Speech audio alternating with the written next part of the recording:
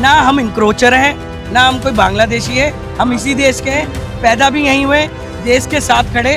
हमने उम्मीद करी थी कि रेखा सरकार आएगी तो झुग्गियों को नहीं टूटने देगी। अभी मैडम ने बीच में स्टेटमेंट दिया, प्रधानमंत्री जी बोले हर गरीब को घर दूंगा, आज गरीब बेघर हो गया। हमारे शंकर आप अभी यहीं रहते हैं? मैं भी यहीं रहता हूँ। अब मुझे बताइए कि अगर वो ये नहीं पा रहे हैं कि आप पात्र हैं फ्लैट लेने के, तो फिर फ्लैट कैसे मिलेगा आपको? और उसके ये तो माना ही जाएगा कि आप जो है यहाँ पर अनऑथराइज रूप से, अवैध रूप से रह रहे हैं। उनको एज पर पॉलिसी जो गाइडलाइंस है, जिसके थ्रू पात्रता तय की जा रही है, डिसूप की पॉलिसी है 2015 की। क्लोज 1 में मस्ट है वोटर कार्ड, क्लोज 2 में 12 डॉक्यूमेंट कोई एक। अच्छा, ये सारे डॉक्यूमेंट्स यहाँ पे अवेलेबल हैं। सिर्फ एक 14 साल से राशन कार्ड नहीं बन रहे दिल्ली में, पूरे देश को पता है। केंद्र ने राज्य को कोटा नहीं दिया, राज्य सिर्फ एप्लीकेशन लेके पेंडिंग रख रहा है। हाई कोर्ट में उनका एफिडेविट काउंटर हुआ, हलफनामा दिया है उन्होंने कि 14 साल से दिल्ली में राशन कार्ड नहीं बन रहे। अच्छा। जब राशन कार्ड नहीं बन रहे हम कहाँ से देंगे? बाकी सारे डॉक्यूमेंट अवेलेबल हैं। एक वोट नहीं दिया, बेघर कर दिया। जिसने सारे डॉक्यूमेंट दिए उसे 1 झुग्गी 2 यूनिट का रीजन दे दिया। सेकंड चीज मैं बता दूं, अभी हाल ही में जो पिटीशन डिसमिस हुई है वो प्रोसीडिंग एंड ग्राउंड पे हुई है, मेरिट पे नहीं हुई। कोर्ट ने हमारे दस्तावेज नहीं देखे। कोर्ट ने सिर्फ ये बोला कि आप डीडीए में नहीं गए, डायरेक्ट हाई कोर्ट आ गए। बट हम आज भी अपने इस मीडिया के माध्यम से बताना चाह रहा हूँ कि धर्मेश शर्मा जी, हम डीडीए को गए थे, हमने डीडीए को अप्रोच करा था। जब हमारे को जस्टिस धर्मेश शर्मा जी, तो हमने डीडीए को अप्रोच भी करा था। डीडीए ने हमें एंटरटेन करने से मना कर दिया था।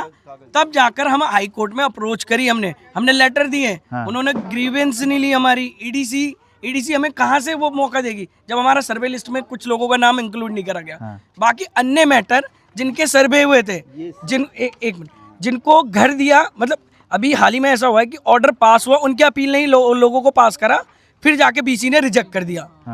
3 बंदों ने ऑर्डर पास करा घर देने के लिए और एक ने रिजेक्ट कर दिया। ये भी कौन सा संविधान है? ये देखो, मेरे पास हाई कोर्ट के ऑर्डर है। अभी भी मैं बता रहा हूँ, 485 लोगों के हाई कोर्ट के ऑर्डर अभी भी पेंडिंग है। अच्छा, स्ट्रांगली हमने अपने दस्तावेज प्रस्तुत करे।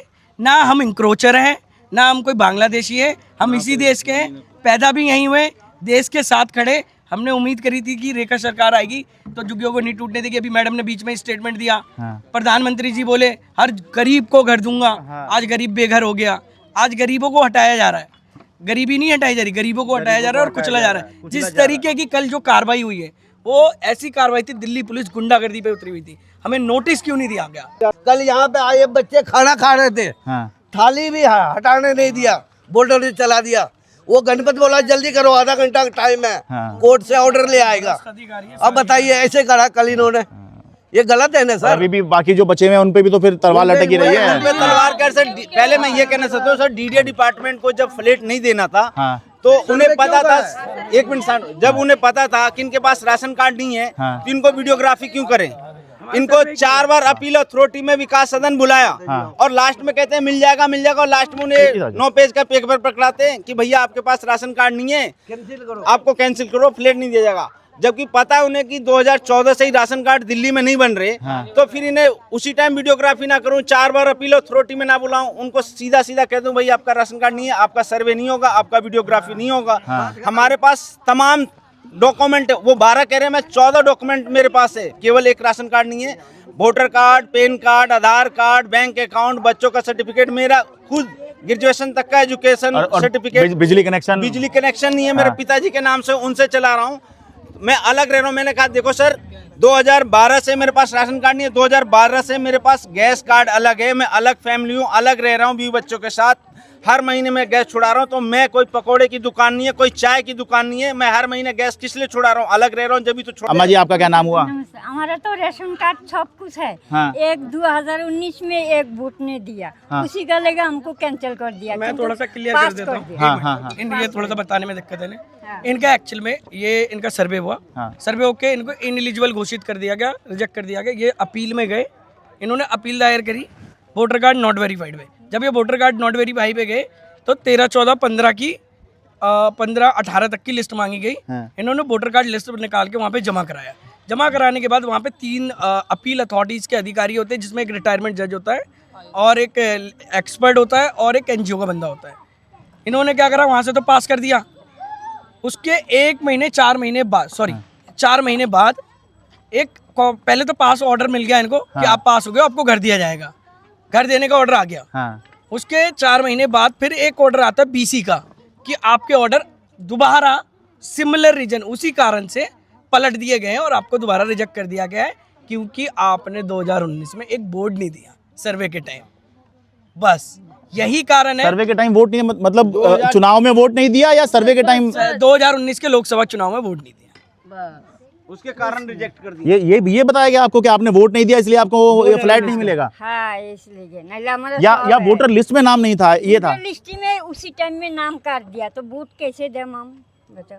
ओहो, अच्छा, वोटर लिस्ट में नाम काट दिया तो वो इसको बताने कि आपने वोट नहीं दिया। हाँ। पर वोटर लिस्ट में नाम कटने का तो जो प्रोसेस है वो उसमें ये है कि नोटिस कहा तो जाता है लेकिन वो नोटिस मिलता है नहीं मिलता। अभी भी दिल्ली विधानसभा चुनाव अभी जब चल रहे थे तो उसमें ये मुद्दा उठा था कि मैं खुद देख के आया था, बहुत से लोगों के तरफ से आवेदन चले गए कि भाई हमारा वोट काट दीजिए, जबकि मैं उनके पास पहुंचा उन लोगों के पास में तो उन्होंने कहा हमने ऐसा कोई आवेदन नहीं दिया है।